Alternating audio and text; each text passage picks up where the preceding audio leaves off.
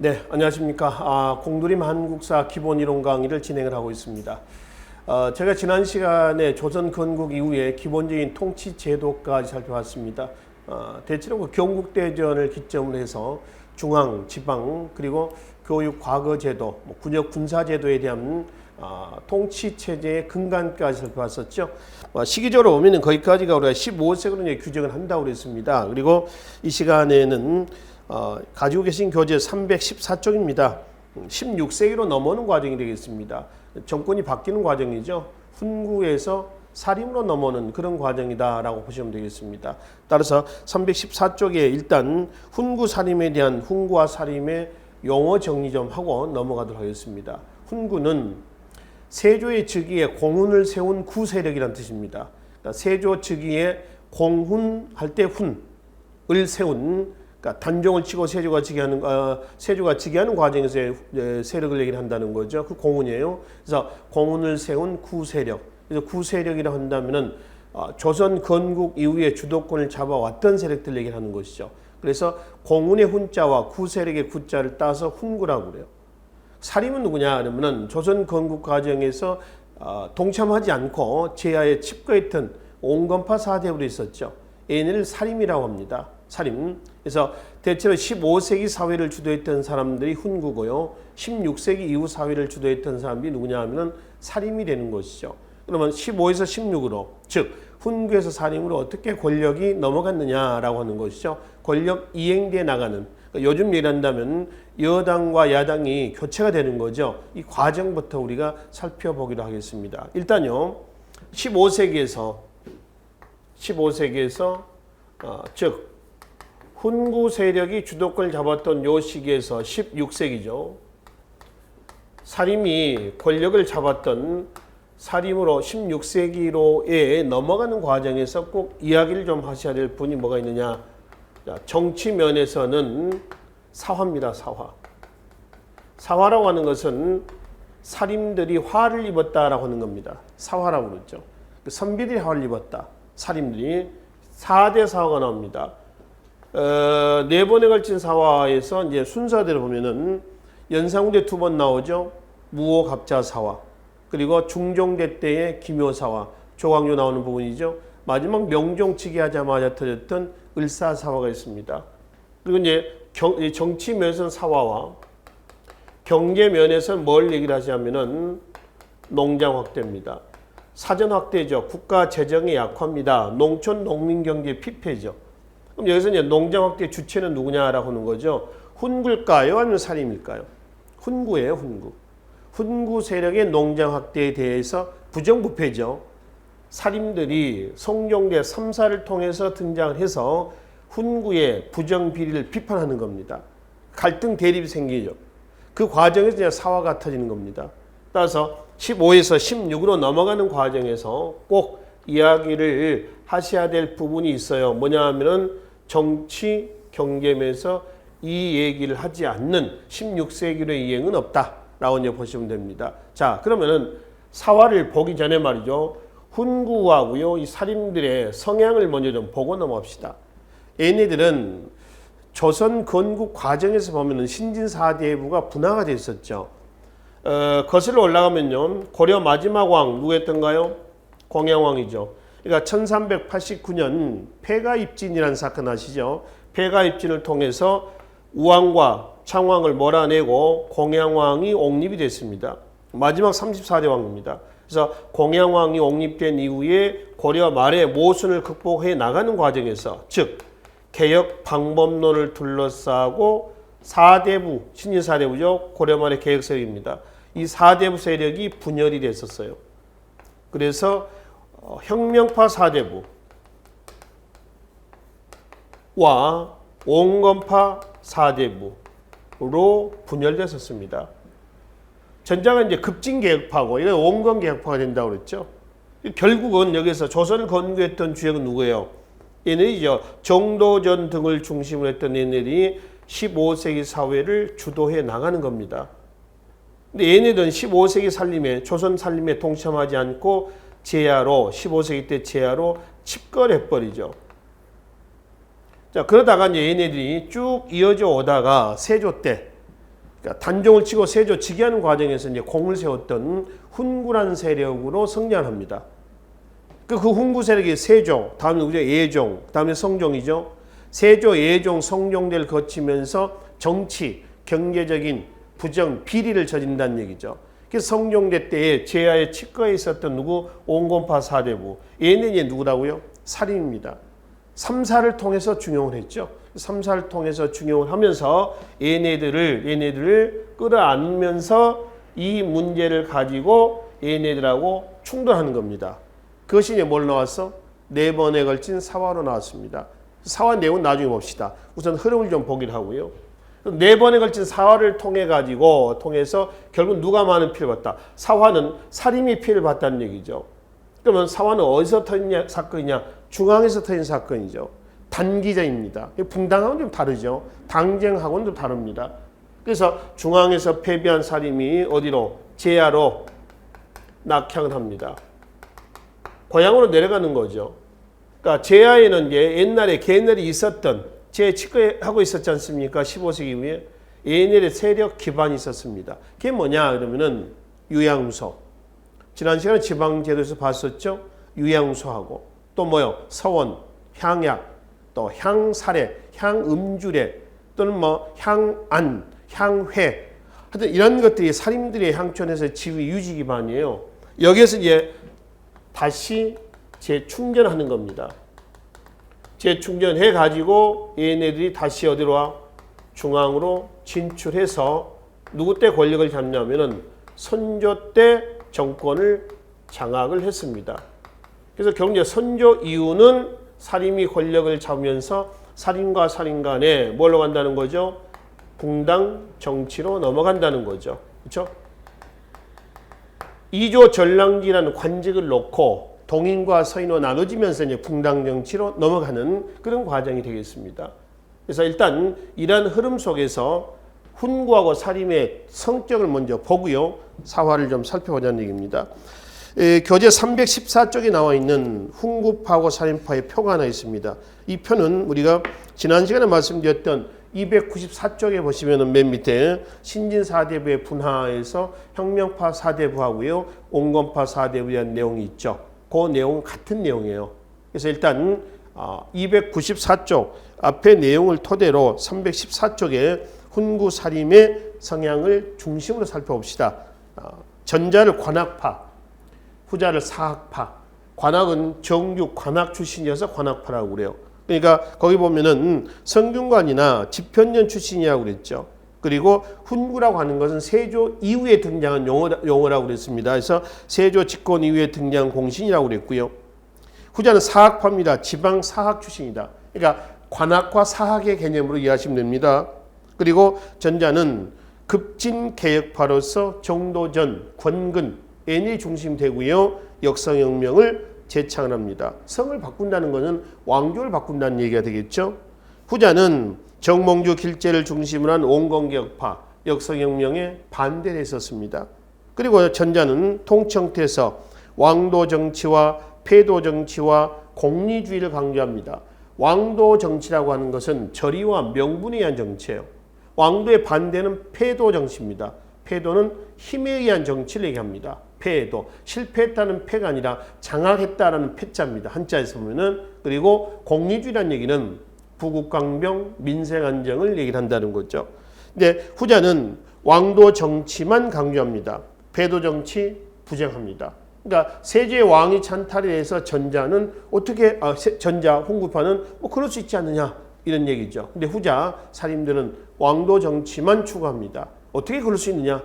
그래서 대체로 그 사육신, 생육신에서 사육신 이제 목숨을 내걸었던 6명의 신하죠. 생육신은 정계 은퇴했던 그러니까 세조 찬탈에 대한 과정입니다. 그래서 사육신, 생육신 다 어디서 나오죠? 바로 훈구에서 나와요. 사림에서 나와요. 사림에서 나옵니다. 얘는 이제 왕도 정치만 지향하고 있었던 그 세력이란 말이죠. 자, 통청태선 전자는 중앙집권, 뭐를 통한 오가작통법을 통한 중앙집권, 후자는 지방자치입니다. 향촌자치죠. 지금 말씀드렸던 유양소, 서원, 향약, 사창동입니다. 이게 아까 말씀드렸던 제야로 낙향해서 사림들이 내려와서 재충전했었던 사림들의 지위 유지 기반이란 말이에요. 그렇죠? 유양소, 서원, 향약 등 향청, 향해, 향사례, 향음주례, 향안 이런 것들이었습니다. 여기서 이제 재충전해서 그 다음에 뭐랬다? 중앙으로 진출해서 결국 선조 때 권력을 잡았다는 것이죠. 자, 계속 통치 형태에서 전자는 그래서 이제 중앙집권, 국가가 백성을 직접 지배하는 시스템입니다. 그래 후자 같은 경우는 후자는 지방의 양반들이 지방민들을 사는 선비사자 지방 양반입니다. 얘네들이 백성들을 지배하는 그러한 종속적 신분관을 지향을 하고 경제적 기반은 전자는 재경 부재 대지주. 그러니까 몸은 서울에 있습니다. 지방에 많은 토지를 가지고 있고요. 후자는 지방의 중소지주입니다. 사상적으로 보면 전자는 부국강병 민생안정, 공리주의라고 그랬죠. 공리주의, 즉 부국강병 민생안정에 도움이 되는 건 다 취합을 합니다. 근데 후자는 온리 성리학만 지향합니다. 오로지 성리학이죠. 지난 시간에 성리학의 명분론에서 말씀을 드렸죠. 살인들은 성리학이 아니면 다 이단음사로 배척한다고 그랬습니다. 그 다음에 역사의식도 좀 차이가 있습니다. 전자는 단군조선을, 후자는 기자조선을 숭배를 합니다. 그러니까 15세기 국호조선은 단군조선의 후계자다 이런 의미가 된다고 그랬죠. 또 문학에서는 전자는 사장은 시가와 문장이라는 뜻인데요. 이거는 한문학을 얘기합니다. 그러니까 한문학적인 능력을 중시하는 분위기예요. 근데 후자는 사장보다는 뭐죠? 경학입니다. 유교 경전의 내용만 치중하는 거죠. 그러니까 15세기 때 한문학은 이때는 조금 다운되는 이런 분위기가 진행이 될 겁니다. 그럼 이제 전체적으로 전자 15세기 관학화의 성향을 통해서 얘네들이 15세기 수준 높은 근세문화 창출에 기여했다라고 한다면은 바로 우측 사림이 집권했던 16, 17세기는 민족 문화라는 측면에서 조금 다운됐다는 것이죠. 그렇죠? 여기에 대한 반성이 18세기 때 실학으로 나옵니다. 실학이라고 하는 것은 현실 개혁의 학문이다 해서 어떤 현실? 성리학적인 이 현실, 또 민족 문화의 자주 주체적인 측면에 좀 다운되는 현실, 이걸 극복하기 위한 현실 개혁의 학문, 줄여서 뭐라고요? 실학라고 얘기한다는 것이죠. 그래서 일단 훈구파의 성향과 사림대 성향을 이렇게 얘기를 하시고요. 전자 세력이 집권했던 15세기에서 후자 16세기로 넘어오는 과정에서 일어났었던 바로 첫 번째 사건 정치적인 사화, 무오사부터 살펴보시면 되겠습니다. 우선 사화를 보기 전에요. 사화와 붕당하고의 차이점에 대한 얘기가 밑에 나와 있습니다. 자, 사화는 15세기 중엽에서 16세기 중엽, 그리고 붕당은 16세기 중엽 이후입니다. 사화는 중앙을 정치 무대로 해서 단기전입니다. 훈구와 사림의 싸움이에요. 근데 붕당은 16세기 중엽 이후에 지방을 무대로 해가지고 전개했었던 지방의 서원이나 향약이 되겠죠. 여기를 무대로 전개했었던 장기전. 살인과 살인 간의 싸움이에요. 이게 붕당입니다. 근데 붕당 정치가 나쁘다라고 하는 건 아닙니다. 붕당이라고 하는 건 좋은 거예요. 현대 정치에서 뭔가요? 정당 정치입니다. 여당 야당 한 정치예요. 그렇죠? 근데 문제는 붕당 정치가 진행이 되다가 변질됐다는 겁니다. 1차 변질된 것이 뭐냐면 당쟁입니다. 당쟁. 당쟁이라고 하는 것은 A당과 B당이 서로 뭐 하는 거야? 싸우는 거예요. 충돌하는 것을 당쟁이라고 그래요. 변질된 거죠. 자, 싸우다가 이 당쟁의 폐단이 더 한 단계 더 심화된 것이 일당 전제합니다. 싸우다가 이제 한 당이 권력을 독점하는 거죠. 나머지 당을 인정하지 않는 겁니다. 이런 일당 전제의 폐단을 시정하자라는 치료약도 나옵니다. 그 치료약을 뭐라냐면은 숙종, 영조, 정조 때 나왔었던 뭔가요? 탕평책입니다. 근데 탕평책이 잘 됐나요? 잘 안 됐죠. 그래서 탕평책 실패는 결국 정조가 죽고 순조 즉위하자마자 19세기 이제 특정 붕당이 권력을 잡는 이런 형태가 아니라 특정 외척 가문들이 권력을 좌지우지하는 세도 정치로 넘어간다는 거죠. 이건 이제 파행적인 정치가 되는 것이죠. 그렇죠? 그러니까 사실 뭐 세도 정치는 이미 붕당 정치가 시작됐을 때부터 싹은 심어졌다라고 이제 보시면 됩니다. 이런 흐름이란 얘기죠. 그래서 일단 사화와 붕당에 대한 그 비교표가 있습니다. 붕당 자체는 나쁘다라고 하는 건 아닙니다. 좋은 거예요. 근데 이렇게 되면서 변질됐다라고 하는 것만 이해를 좀 하시면 되겠습니다. 자, 그러면은 훈과 살인 간의 대립에서 터졌던 첫 번째 무오사화부터 보겠습니다. 자, 이 4대 사화 부분은 4대 사화 부분은 순서대로 원인과 결과까지 해가지고 꼭 기억을 좀 해두세요. 아시겠죠? 무오갑자, 기묘을사 사화. 특히 그중에 꼭 기억을 하셔야 될 부분은 조광조와 관련한 중종대 때 바로 뭔가요? 기묘사화요. 그래서 조광조 개혁 정치는 다 정리를 좀 하셔야 될 겁니다. 무오사부터 보겠습니다. 사초 문제 때문에 터집니다. 왕의 일거수일투족을 써놓은 글이죠. 책이에요. 사초입니다. 조선왕조실록을 쓰는데 가장 기본 사료가 되는 것이죠. 김종직의 문인 김일손이 조이제문을 사초에 수록을 하면서 터진 사건이었다라고 했죠. 김종직은 누구 때냐면은 성종이 있죠. 성종 다음에 왕이 누구죠? 예종이죠. 예종 다음에 누구죠? 태종, 태문단세 예종은 앞이 예종이었군요. 연산군이죠. 성종 연산군입니다. 그 다음에 중종이 나오죠. 그 다음에 인종이 나오고요. 그 다음 명종이 나오고요. 그 다음에 이제 외란이 타했던 선조가 나옵니다. 자, 이런 흐름이란 말이에요. 일단 성종대 때 살인들이 처음 중앙에 등장한다고 그랬습니다. 그렇죠? 성종대 살인이 3사를 통해서 중앙으로 진출해요. 그 중에 지금 사관에 있었던 사람이 거기 나온 누구죠? 김종직이라는 사람입니다. 그 김종직이 성종대 때에 사관에 있었어요. 뭐 예문관의 관원이었었겠죠. 그의 제자가 누구냐면은 연산군대 사관이었었던 누구죠? 김일손입니다. 근데 김종직은 살인입니다. 세조의 왕위 찬탈에 부정적인 사람들이라고 그랬죠. 살인들은. 그렇죠? 세조를 한다면 좀 거슬러 올라가면 이렇습니다. 단종 나오고요. 단종을 치고 누가 나오죠? 세조가 나옵니다. 그 다음에 누가 나오죠? 예종이 나왔죠. 그 다음에 성종이 나온단 말이에요. 그래서 세조의 왕위 찬탈에 대해서 살인들은 어떻게 그럴 수 있느냐? 왕도 정치를 지향을 하면서 부정했습니다. 생육신, 사육신 여기서 나왔다고 그랬잖아요. 그래서 이제 김종직이 성종대 사관에 있으면서 사초에 뭘 썼냐면 조의제문이라는 글을 써놓죠. 의제를 조문하는 글이다라고 하는 겁니다. 의제는 중국사에 나온 인물인데요. 중국에 보면 그 한나라가 진나라에서 한나라로 넘어가는 과정에서 한나라하고 그 다음에 초나라하고의 싸움이 일어나요. 누구냐면은 진나라, 진시황 때를 얘기하는 겁니다. 한으로 넘어가는데 이 과정에서 진나라 때 말기에 초나라의 항우하고 한나라의 유방입니다. 유방 간에 싸움이 일어납니다. 그래서 누가 이겼냐면 한나라 유방이 승리를 해가지고 진 다음에 한이 들어섰단 말이에요.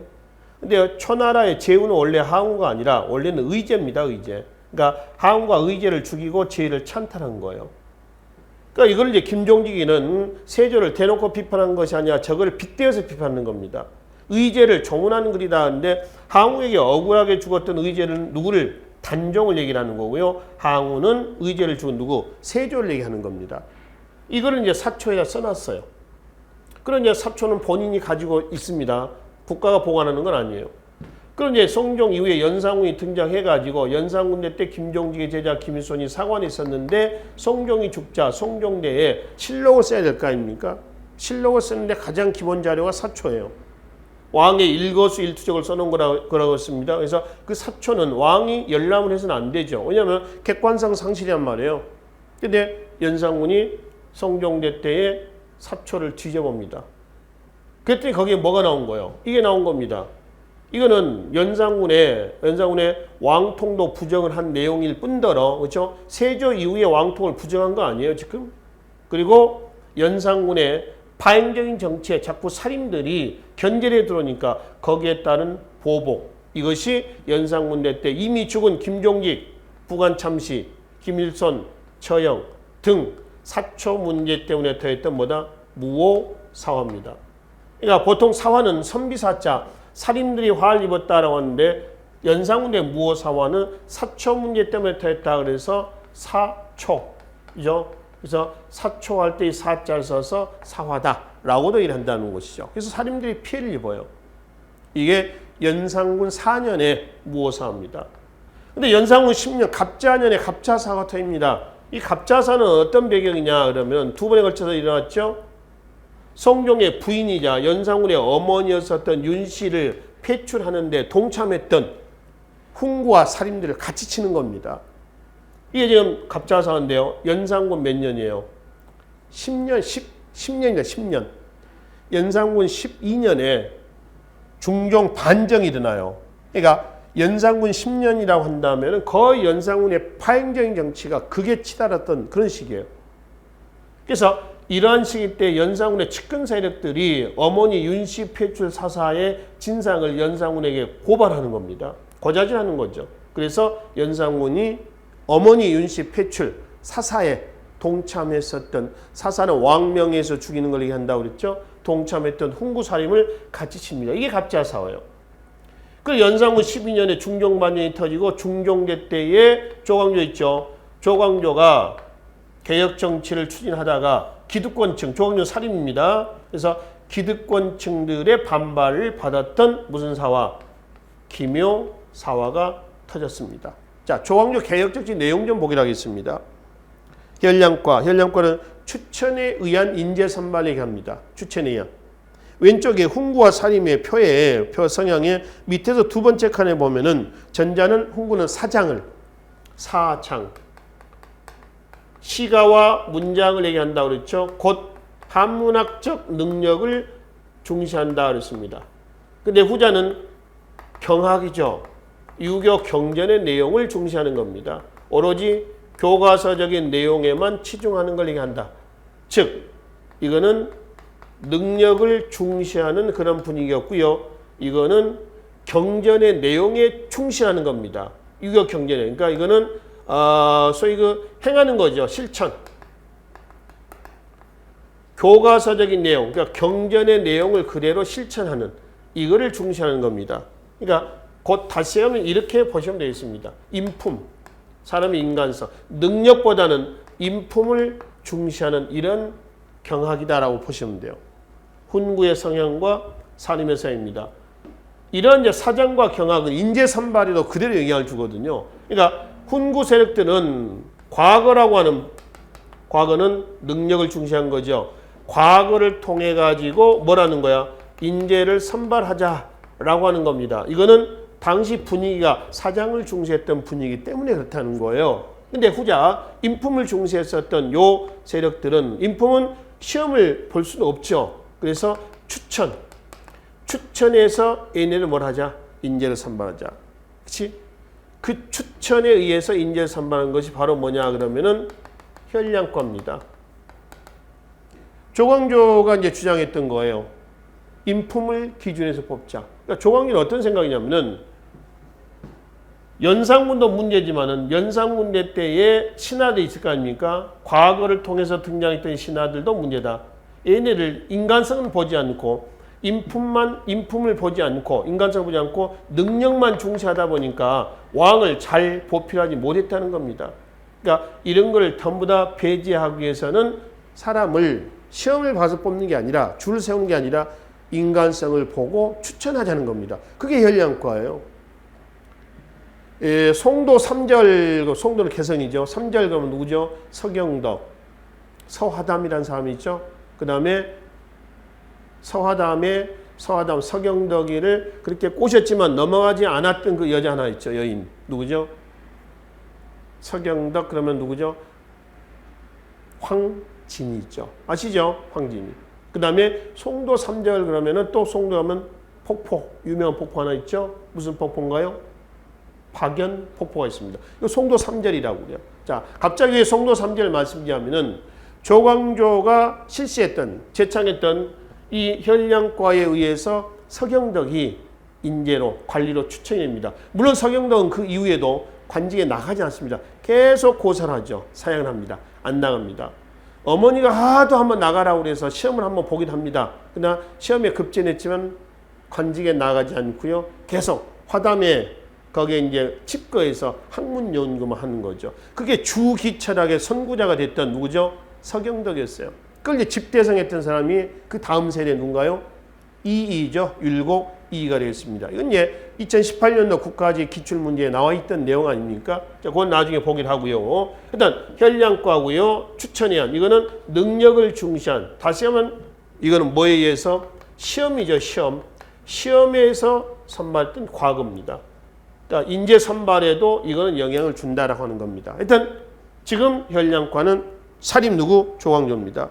수미법은 공납제도의 폐단을 시정하자는 겁니다. 그래서 쌀로 걷어들이자. 없는 걸 어떻게 내느냐. 그래서 없는 걸 부과하지 말고 쌀로 걷어들이자. 수미. 이거 나중에 경제편 45기로 합시다. 향약. 조광조가 실시하려고 했던 향약은 친족 단위의 향약이에요. 지역 단위 향약이 아닙니다. 근데 기묘사로 제거되면서 나중에 이왕과 이이 등에 의해서 지역 단위 향약으로 확대가 된다. 이렇게 보시면 되겠습니다. 원래 조광조는 친족 단위 향약을 제찬합니다. 그다음에 소학은 요즘에 초등학교 학생들이 배우는 도덕책입니다. 바른생활책이에요. 그러니까 일어나면은 어떻게 하고 이불을 개고 세수하고 옷 매무새를 하고 뭐 웃 어른들을 보면 뭐하고 인사를 하고 이거예요. 이게 소학입니다. 어린이가 해야 할 바를 써놓은 도덕책이에요. 이거를 배우고 나면 이제 다음은 대학을 배우죠. 대학. 그렇죠? 그러니까 보통 이제 성인들이 배우는 학문이 대학이 되는 것이죠. 그다음에 승과, 과거의 승과입니다. 소격서를 폐지하자. 그렇죠? 살인들은 성리학이 아니면 불교나 도교 다 이단음사로 배척하지 않습니까? 그러니까 이건 다 이단음사다라고 하는 거죠. 특히 소격서는 도교 행사를 주관하는 관청이 소격서죠. 그렇죠? 초제를 주관하는 관청이 초제는 중국 황제만 하는 것이다. 어떻게 감히 우리가 하느냐? 이 얘기예요. 그다음에 언문청을 부활하죠. 언문청은 뭐냐면은 한글 연구관청입니다. 이 연산군대 때에 언문청이 폐지가 돼요. 언문청 폐지는 연산군대 때에 자꾸 한글로 자신의 비행을 써가지고 벽보에 붙인단 말이에요. 그래서 한글 연구관청이었던 언문청을 혁파합니다. 또 연산군의 파행적인 것은 언문청 폐지 외에도 여러 가지 언론 사상 탄압을 하지 않습니까? 전제 정치에 나가는 과정에서 그렇죠? 그 연산군의 정책에 대한 반발. 그래서 이제 그때 연산군의 정책에 대한 연산군대 때 정책 중에 하나였던 사상 탄압에서 언문청 폐지 이후에 중종대 조광조는 언문청을 부활합니다. 근데 왜 부활하려고 했었을까라고 하는 것이죠. 어려운 유교 경전을 한글로 번역을 해가지고 어떤 이런 사람들, 인간성이 된 사람들을 양성을 해가지고 추천해가지고 인재로 선발하면은 연산군대와 같은 파행적인 정치는 나오지 않을 것이다 라고 하는 것이 누구의 생각인가요? 조광조 생각이에요. 조광조. 자, 그리고 이제 기묘사화에 직접적인 계기가 됐던 것이 바로 위훈삭제입니다. 위훈. 훈은 훈공입니다. 위는 가짜 훈공이라는 거예요. 중종 반정. 그러니까 연산군을 치고 중종 옹립하는데 공을 세웠던 사람이 1등 공신이 거기 106명 나와 있습니다. 얘네는 토지, 노비, 관직, 수직 상승 이런 특혜를 받는 거죠. 근데 실제는 106명이 아니고요. 106명 중에 76명이 가짜입니다. 그 76명의 토지, 관직, 노비 전부 뭐하자? 몰수하자는 겁니다. 그럼 그 76명 뒤에 가만히 앉아서 당하고 있겠습니까? 거기에 가해자가 누구예요 지금? 홍경주, 남곤, 심정 얘네들이 조광조를 모함을 하는 것이죠. 그렇죠? 낙엽에다가 꿀로 글을 씁니다. 낙엽에다가 뭐라 썼냐 했더니 주, 초, 위, 왕이라고 썼습니다. 그래서 벌레를 잡아다가 여기다 얹어놨더니 꿀만 갉아먹는 겁니다. 자연스럽게 글자가 새겨지는 거죠. 이 낙엽을 들고 누구한테 하는 거야? 중종한테 가서 조광조가 역모를 꾸미고 있습니다. 이렇게 하는 거죠. 그래서 조광조를 제거하게 되는 것이죠. 이게 기묘사화예요. 주초이항은 뭐냐 하면은 주자와 초자를 합자, 글자를 합쳐놓으면은 조자가 됩니다. 조씨가 왕이 된다. 이런 얘기 되는 것이죠. 그렇죠? 우리가 그 이자금한테 고려 때 보면은 뭐가 있죠? 18자 위양 또는 목자 득국설에서 이자를 파자를 해놓으면은 이자를 파자 해놓으면은 18자 또는 나무 목자, 목자 아들자 있죠. 이러면 다 이자가 되지 않습니까? 이런 식이죠. 도참살에 나온 얘기들입니다. 그래서 조광조를 제거합니다. 이게 기묘사화예요. 그러면 중종 다음에 인종, 명종 나오죠. 이 인종과 명종은 배다른 아들이고요. 중종의 둘 다 아들입니다. 아버지는 둘 다 중종이에요. 인종의 어머니가 장경왕후고요. 그 다음에 명종의 어머니가 문정왕후예요. 문정왕후. 둘 다 윤씨입니다. 윤씨. 성씨는 둘 다 윤씨예요. 후대 학자들은요. 장경왕후가 먼저 왕후에 올랐다 그래서 이 윤씨를 대윤이라 하고요. 이 문정왕후의 윤씨가 나중에 왕후가 됐다 그래서 얘네를 뭐라면 소윤이라고 얘기를 했습니다. 대윤과 소윤 이렇게 이제 구분하는 것이죠. 근데 이제 인종이 중종 다음에 이제 인종이 즉위를 했는데 인종이 등장하는데요. 인종의 어머니 장경왕후가 인종을 낳고 일주일 만에 산후조리 중에 죽어버렸어요. 그러니까 인종은 어머니 얼굴을 모르는 거죠. 그러니까 인종은 이제 문정왕후가 자기 어머니인 줄 알고 성년하는 겁니다. 근데 이제 사실 인종의 어머니 장경왕후의 오빠들, 그러니까 인종의 외삼촌들입니다. 얘네들이 문정왕후하고 중종 사이에서 태어났던 명종의 즉위를 반대하는 거죠. 인종의 후사를 걱정하는 겁니다. 그래서 이 외삼촌들이 바로 인종의 후사를 걱정하면서 문정왕후와 명종을 견제를 하는 겁니다. 근데 이 사람들은 견제 속에서 결국 인종 다음에 명종으로 보위에 올랐습니다. 명종이 12살의 왕이 오릅니다. 어린 나이에 왕이 오르자 어머니 문정왕후가 섭정하면서 옛날 자기네들을 견제했던 누구를 장경왕후의 오빠 인종의 외삼촌들이죠. 얘네를 친 겁니다. 왕위 계승 문제 때문에 터진 거죠. 즉 소윤 세력이 누굴 쳤다고요? 대윤 세력을 친 거죠. 이걸 뭐라고 하냐면은 명종 즉위하자마자 터진 을사년의 을사사화다라고 하는 것이죠. 그래서 이건 이제 살인들이 피해를 입은 거죠. 결국 지네들끼리 싸움이었습니다. 이게 4번에 걸친 뭐죠? 4대 사화입니다. 그럼 4번의 사화를 통해서 누가 피해를 많이 봤냐 하면 살인이에요. 살인. 그래서 살인들이 사화를 통해서 다 죽어버렸느냐 도태됐느냐 그렇지도 않죠. 사화는 중앙에서 터졌다 아니면 지방에 터졌다. 중앙에서. 중앙에서는 깨졌지만 고향으로 내려왔어. 내려왔더니 그네들의 세력 기반이 있었습니다. 여기에서 재충전하는 겁니다. 재충전해서 중앙으로 진출해서 선조 때 권력을 잡고 선조 이후에 광해군 그다음에 광해군 인조 반정이 터지죠. 인조, 효종, 현종 이렇게 해서 이제 뭐가 붕당 정치가 전개가 된다. 붕당 정치가 가장 잘 전개했던 시기는 인조, 효종, 현종입니다. 근데 현종 다음에 숙종이 나오죠. 숙종부터 변질되기 시작을 해요. 일당 전제화가 나옵니다. 그게 숙종제 환국이라는 사건에서 나오죠. 그래서 그다음 폐단을 시정하기 위해서 숙종제부터 제기됐던 탕평책은 숙종, 경종, 그 다음에 영조, 그 다음에 정조죠. 그래서 대표적인 숙종, 영조, 정조 때 탕평책이 있었습니다만 잘 되지 않았다는 거예요. 그렇죠?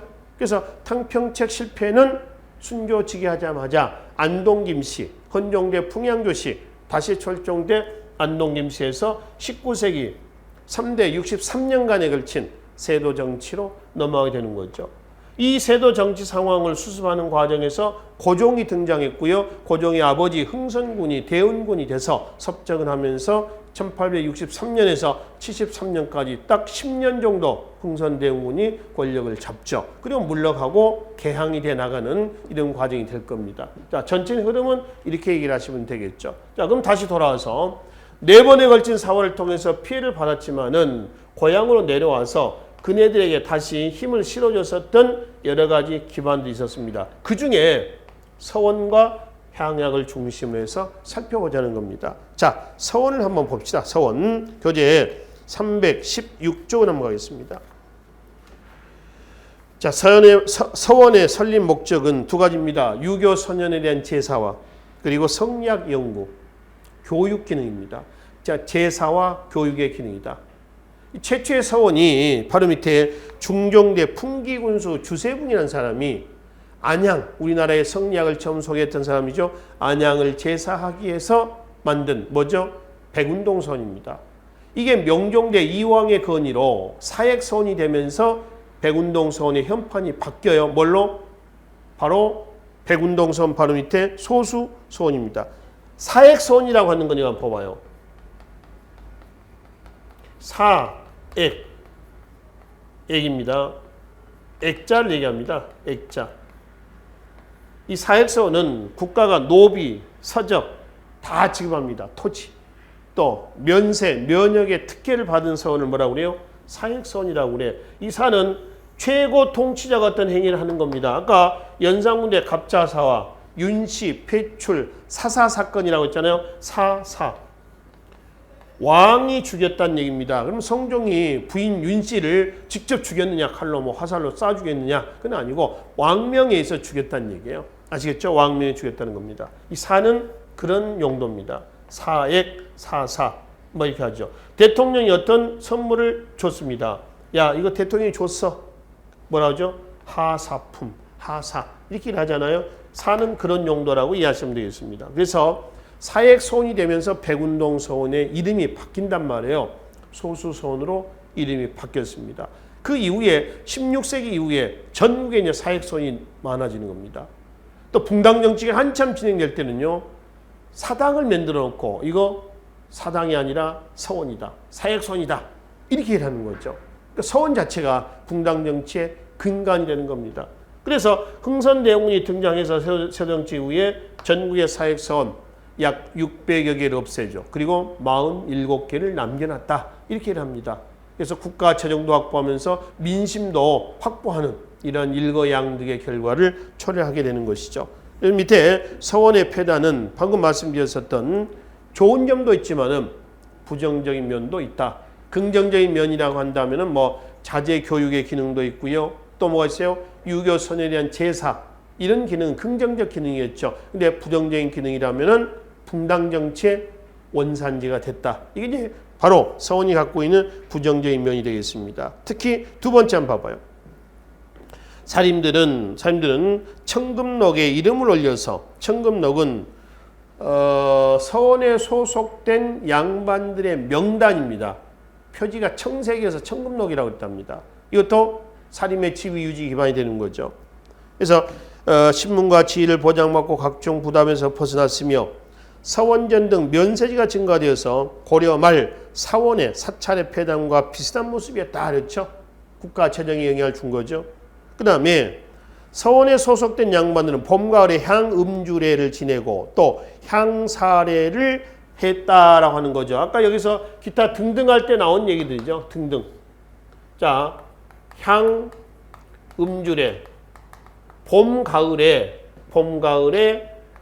어른들을 모셔놓고 술과 음식을 대접하는 그런 행사예요. 그네들이 대접하고 있는 사람들이 늙었을 때 똑같이 또 혜택을 받겠죠. 항구적으로 계속 도돌이표입니다. 지네들의 지위 유지 기반이죠. 향음주례가 끝나잖아요. 그럼 뭘 하는 거예요? 향사례를 합니다. 사는 요즘에 무슨 뭐 골프를 친다 그러는 거죠. 활 쏘는 거죠. 친목 지네들끼리의 친목 모임이에요. 친목. 그래서 이런 것들은 다 어디에서 서원에서 봄, 가을에 하고 있었다라고 하는 것이죠. 자, 또 하나 사림의 지위 유지 기반 냈을 때 뭐가 있어요? 향약이 있습니다.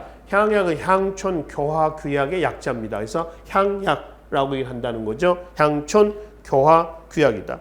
밑에 이 향약은 송나라 여시향약을 누가? 조광조가 도입을 해가지고 실시하려고 했었습니다. 여시향약이라는 용어에서 우리는 친족단의 향약이었다라고 하는 걸 알 수가 있죠. 그렇죠? 근데 조광조는 아까도 말씀드렸습니다만은 향약 나왔었죠. 조광조 개혁정치에서 기묘사후로 제거가 됩니다. 그래서 조광조가 실시하려고 했던 친족단 향약은 꺾이죠. 나중에 이왕과 이이 등에 의해서 지역단 향약으로 확대가 됩니다. 그러니까 지역단위 향약이다 보니까 각 지역마다 향약의 덕목이 같아요, 달라요? 달라요. 그죠? 다릅니다. 그러나 공통된 덕목이 있습니다. 그게 4대 덕목이죠. 우측에 보시면은 덕업상권, 과실상규, 그 다음에 예속상교, 환난상율. 그래서 4대 덕목이 나옵니다. 이건 공통점이죠. 그래서 그 중에서 가장 중요시했던 것이 마지막 환난상율입니다. 어려울 때 서로 돕자. 결국은 상부상조하자. 이런 측면으로 이해를 하시면 되겠습니다. 향약의 조직을 한번 볼까요? 맨 위에 약정, 그 다음에 도약정, 그 다음에 부약정, 그 다음에 직월입니다. 농민들은 이 향약이라는 조직에 자동으로 포함이 됩니다. 약정 고문이에요. 도약정은 회장, 부약정은 부회장, 직원은 총무. 그렇죠? 이 지역 단위 향약이라고 그랬죠. 그래서 이왕에 의한 예안 향약이 있습니다. 안동 쪽 예안이죠. 예안 향약이 있다. 이게 예안 향약이다 그러면 예안 지방 향약 조직이에요. 그 예안 지방에 A라고 하는 관리가 파견됐습니다. 조선시대 때 지방제도에서 지방관 파견은 임기제가 적용됐고요. 또 상피제가 적용된다고 그랬죠. 그 고향 사람이 아니어야 됩니다. 그럼 A란 관리가 파견돼서 A란 관리가 농민에게 그래서 노동력 징발하는 과정에서 무슨 뭐 도로를 좀 넓혀야겠다. 그래서 농민들에게 야 도로를 넓혔는데 삽 들고 모여라 그러는데 농민들이 관리의 말을 따르지 않습니다. 농민들은 이미 그 지방의 토착 양반들의 코에 끼어 있습니다. 양반들에 의해서 코가 끼어 있는 상태예요. 얘는 지주 아닙니까? 얘는 소작입니다. 그렇죠? 그러니까 농민들은 행정적인 측면에 본다면 A라는 관리의 통제를 따라야 되지만은 실제는 안 따랐다는 얘기입니다. 그렇죠? 그래서 관리가 파견돼 봐야 이런 향약 조직에서 중앙의 명이 제대로 안 쓴다는 겁니다. 그러니까 향약의 확대는 중앙집권이다 아니면 향촌자치다. 향촌자치다. 이렇게 하는 거죠. 자, 아까 우리가 말씀드렸잖아요. 15세기 훈구 세력들은 중앙집권을 추구한다고 그랬죠. 오가작동법을 통해서. 사림들이 집권했던 16세기는 향촌자치를 지향합니다. 뭘 통해서? 서원이나 향약이나 이런 걸 통해서 유양소라든가 이런 걸 통해서 향촌자치를 지향한다고 그랬습니다. 그래서 향약의 확대는 중앙집권이다, 향촌자치다, 향촌자치다. 그래서 16세기 이후에 지역 단위 향약으로서 각 지역에 뭐가 있어요? 이렇게 각 지역에 이런 향약들이 있습니다. 이러니 중앙집권이 쇠락을 하겠죠. 16세기 이후에는 중앙의 행정력이 향촌 곳곳에 미치지 못했다. 이렇게 보시면 되겠습니다. 이게 대표적인 사림의 지위 유지 기반이었습니다. 기타 아까 말씀드렸던 지방제도에서 유양소라든가 향음주례, 향사례 이거에 또 뭐가 있었냐면은 향회, 향촌의 모임이에요. 또 향안, 향촌의 양반들의 명단입니다. 서원에 소속된 양반들의 명단 뭐라고요? 청금록, 그 다음에 상장 제례에 관련된 예학, 또 족보를 편찬해서 그네들의 혈족적 기능을 강화시키는 보학, 족보 편찬해서 달달래 애우가는 학문을 통틀어서 얘기를 하죠. 이런 것들입니다.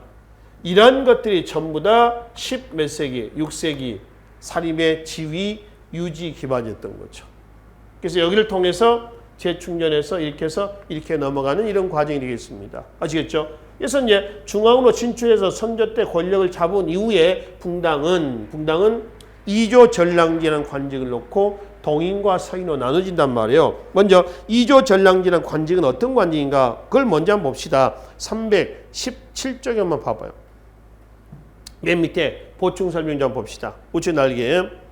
정오품 정랑과 정육품 좌랑직입니다. 그러니까 요즘에 5급 공무원, 6급 공무원이에요.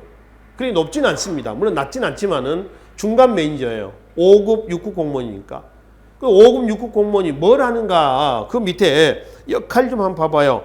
통청권, 낭천권, 천대권이 있습니다. 통청권은 당하관이나 정산품 이하죠.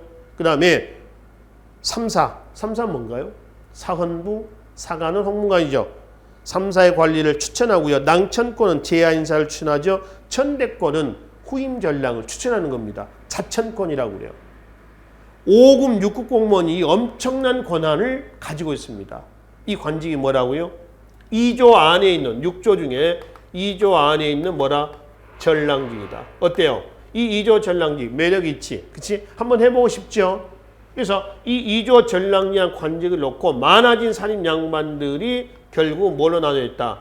동인과 서인으로 나눠졌다라고 하는 거죠. 동인의 김효원, 서인의 심의겸입니다. 김효원이라는 사람이 경복궁 동쪽 건천동에 살고 있었어. 이게 동인이라고 그래. 심의겸은 경복궁 서쪽에 살고 있었어. 정동에. 그래서 서인이다. 서쪽에 살고 있었어. 이렇게 얘기를 합니다. 그래서 김효원의 동인과 심의겸의 서인으로 나눠지면서 나중에 동인이 북인과 남인, 서인이 숙종제 때 경신한국 이후에 노론과 소론.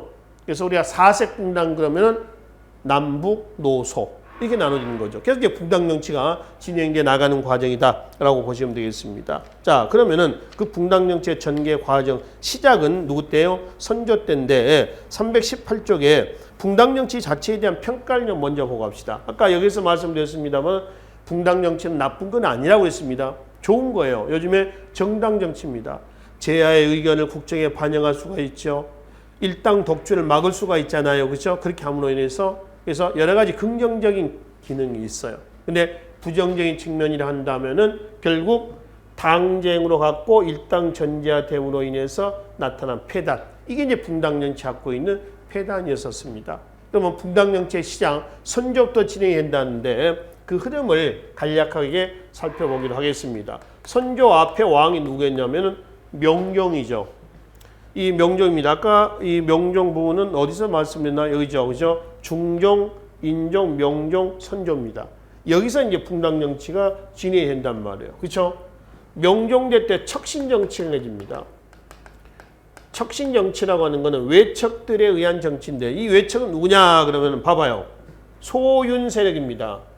아까 명종대 때 마지막 사화가 뭐였었어요? 을사사화 있죠. 그 을사사화를 통해서 을사사화 원인이 소윤이 누구를 대윤을 친 거란 말이에요. 그러니 소윤 세력들이 권력을 잡고 기고만장하는 겁니다. 그 소윤 세력들이 한 정치예요. 폐단이 많이 나왔겠죠. 그래서 척신 정치, 청산 문제를 놓고요. 산인들이 분열이 됐습니다. 강, 온 분열됩니다. 자, 강, 과감하게 치자는 거겠죠. 그죠? 온, 문제점만 도려내자. 이런 주장입니다. 이건 이제 언제 때면 명종 다음에 등장했던 누군가요? 선조 때입니다. 선조 때 이런 일이 일어나고 있다라고 보시면 되겠습니다. 강, 얘는 누구냐면은 신진살인들이에요. 명종 이후에 등장했던 신진살인들이고요. 온, 얘는 누구냐면 기성살인들입니다. 그러니까 15세기 때에 제야의 칩거에 있다가 16세기 이후 중앙에 진출했었던 거슬러 올라오면 온건파 사대부 있죠. 걔네들이에요. 얘네들이 바로 기성살인입니다.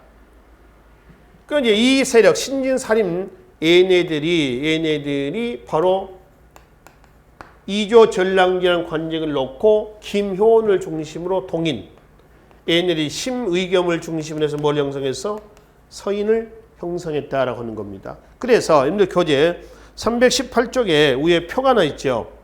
동인 서인의 출신과 척신 척결 문제의 동인은 강, 그 다음에 서인은 온, 지지인물의 전자는 김효원, 후자 누구죠? 심의겸 이렇게 나와 있죠. 걔네를 얘기한다는 거죠. 그리고 이제 선조 때에 초창기에 권력은 누가 잡았냐면은 동인이 권력을 잡았습니다. 동인이 권력을 잡다가 동인에서 서인으로 권력이 넘어가게 된 계기가 된 사건이 하나 있죠. 그 사건이 뭐냐면은 기축옥사라고 하는 사건이에요. 1589년인데요. 기축년이에요. 정열입 모반 사건이라고 합니다.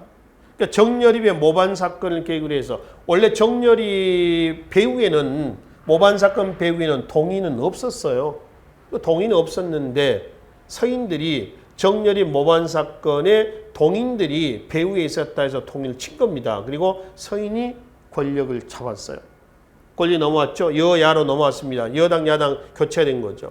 그 이후에 이제 서인의 정철 관동멸곡의 그 정철 얘기합니다. 서인의 정철이 건저의 문제를 제기합니다. 이 건저의 문제를 제기했다가 선조의 미움을 산단 말이에요.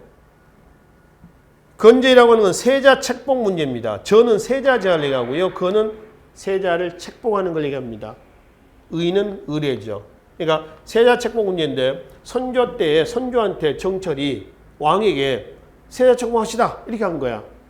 이게 잘못 해석을 하면 역모로 몰릴 수가 있습니다. 설사 거꾸로 왕이 야 정치한테 이랬어요. 야 세자 책봉 좀 알아봐라. 그러면은 신하는 뭐라고 되어 있어요? 아니되옵니다. 이렇게 해야 되겠죠. 그렇죠? 달랑 네 그러겠습니다. 그러면은 이 자식 또 다른 생각하고 있었던 거 아니냐. 그래서 정치적으로 제거가 될 수도 있거든요. 그러니까 거꾸로 왕이 설사 그렇게 한다고 해도 신하는 아니되옵니다 해야 돼. 근데 이거는 거꾸로 했어요. 신하가 되려 왕에게 세자 책봉합시다 이렇게 되는 거죠. 그러니까 선조의 미움을 사겠죠. 아무리 집권 여당이지만 이때 동인들이 가세합니다. 이건 불충이다 불충. 어떻게 왕에게 그럴 수 있냐. 그래서 이걸 계기로 해가지고 동인이 강온으로 나눠집니다. 그래서 강온은 뭐냐면은 정철이 건조의 문제를 계기로 해가지고 서인과 정철을 같이 치자. 아니다. 정철만 치자. 온으로 나눠지면서 다시 권력이 서인에서 누구로 왔어요? 동인으로 또 넘어온 겁니다. 또 여야가 또 바뀐 거죠. 이 얘네들이 붕당에서 뭐를 북인을 형성하고요. 얘네들의 북인을 나중에 뭐를 남인을 형성을 하게 됩니다. 이 북인 남인 형성이 된 상황에서 선조 때 뭐가 터지죠? 외란이 터지죠. 그렇죠? 외란이 터집니다. 외란 때 북인은 목숨 내걸고 싸웠어요. 즉 의병 항쟁을 통해서 싸웠거든요. 근데 남인은 나중에 외란 때 보겠습니다만은 남인은 이제 그 유성룡 같은 경우 남인이거든요. 그래서 평양성을 탈환한 이후에 일본과 화의를 주장했다. 그래서 외란이 끝난 다음에 북인으로부터 정치적인 보복을 당합니다. 뭐냐면은 우리는 목숨 내걸고 싸웠는데 니네는 왜 일본과 화의를 하자고 주장했느냐 이 얘기란 말이에요. 그래서 외란 이후에 자연스럽게 정계 주도권 누가 잡는 거예요? 북인이 잡습니다. 그다음 이제 북인이 세자책봉 문제로 대북과 소북으로 또 나눠진단 말이에요.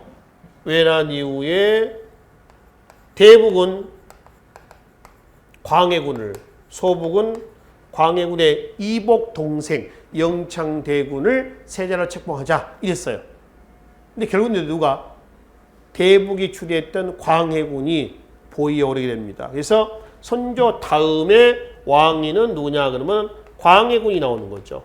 저 광해군입니다. 이게 외란 이후에 이제 살펴보겠습니다만 간략하게 흐름만 좀 이 단원에서는 보고 넘어가도록 하겠습니다. 광해군대 집권 여당은 북인입니다. 북인 중에서도 대북이에요, 소북이에요? 대북입니다. 대북. 그리고 외란 이후에 얘네들은 대외적으로 중립외교를 추진합니다. 명과 후금에 대한 중립외교예요. 양다리 걸친 외교입니다. 이건 잘하고 있는 외교 정책이에요. 왜냐하면은 외란을 계기로 해서 중국은 어떻게 됐어요? 명나라가 지고 후금이 성장하고 있었습니다. 이때 광해군 때 북인 정권은 양다리를 거치면서 적절하게 견제하는 거죠. 그렇죠? 또 광해군 때 때에 중립 외교뿐만 아니라 유교적인 질서에 어긋나는 실정이 나옵니다. 즉 계모였던 임목대비를 유폐시키고 또 그의 이제 이복 동생이었던 영창대군을 죽이고 그의 친형이었던 이매군을 죽이고 이걸 우리는 폐모살제라고 해요. 그래서 결국 유교적인 질서에 어긋나는 실정과 대외적으로 중립 외교에 대한 반발이 정통파 성리학자를 자처했던 서인들에 의해서 일어났습니다. 이게 뭐예요? 바로 인조반정이에요. 그래서 인조반정을 통해서 광해군 다음에 인조가 나왔고 이걸 주동했던 서인이 집권 여당으로 등장하면서 스스로 독주를 견제하자 해서 남인을 등용을 했습니다. 그래서 서인과 남인의 공존에 의한 붕당 정치가 인조, 그 다음에 효종, 그 다음에 누구죠? 현종, 이때까지 전개가 됩니다. 그래서 이때까지가 우리가 붕당 정치기라고 그래요. 그래서 붕당 정치가 잘 진행이 됐던 시기는 언제입니까? 라면은 여기서 어디까지면 여기까지입니다. 집권 여당은 누구라고요? 서인. 서인 주도하에서 남인이다라고 하는 거죠. 그런데 현종 다음에 누가 나오죠? 숙종이 나옵니다. 이때부터 붕당 정치가 변질이 된단 말이에요. 그래서 숙종래 때 처음으로 뭐가 나와? 탕평책이 나옵니다. 그래서 경종, 영조, 정조 때까지에 여기 봐요. 탕평책이 진행됐습니다만 잘 안 됐고 정조가 독살이 되고 나서 바로 순조 이후에 안동김씨에 의한 세도 정치가 이후에 헌종, 철종까지 3대 63년간 진행이 되게 되는 그런 수수입니다. 전체 흐름은 이렇죠. 이게 여러분들 교재에 318쪽에서부터 해서요 321쪽까지 내용입니다. 일단 여기에 이제 인조라든가 광해군이라든가 뭐 또는 뒤에 효종이라든가 현종대 때 내용은 우리가 뒤에 조선 후기의 붕당 정치 전개 과정에서 다시 보기로 하겠습니다. 대신 여러분들은 한번 읽어는 보세요. 나중에 우리가 조선 후기에 가서 다시 이 단어는 살펴보기로 하겠습니다. 후기 나간다면은 외란 이후에 바로 이제 광해군이 나오거든요. 그때부터 해서 다시 대관계편에서 정리를 하도록 하겠습니다. 그래서 이 시간에는 15세기 훈구 집권기에서 16세기 살림으로 넘어오는 과정에서의 여러 가지 사건들, 사화라든가 뭐 경제면에서 농장 확대, 그 4대 사화를 정리를 하시고요. 이후에 이제 살림이 피해를 받지만은 다시 재개할 수 있었던 기반, 서원, 향약 등등을 토대로 해서 다시 재개해서 중앙으로 진출해서 붕당 정치가 진행되는 과정까지만 설명을 드리도록 하겠습니다. 그리고 뒤에 붕당 정치기의 그 여러 가지 정책들은 다음 단원 대관계 부분에서 따로 정리하도록 하죠. 그래서 321쪽까지는 이렇게 마무리하고요. 조선 전개 대관계 322쪽은 다음 시간에 정리하도록 하겠습니다. 수고하셨습니다.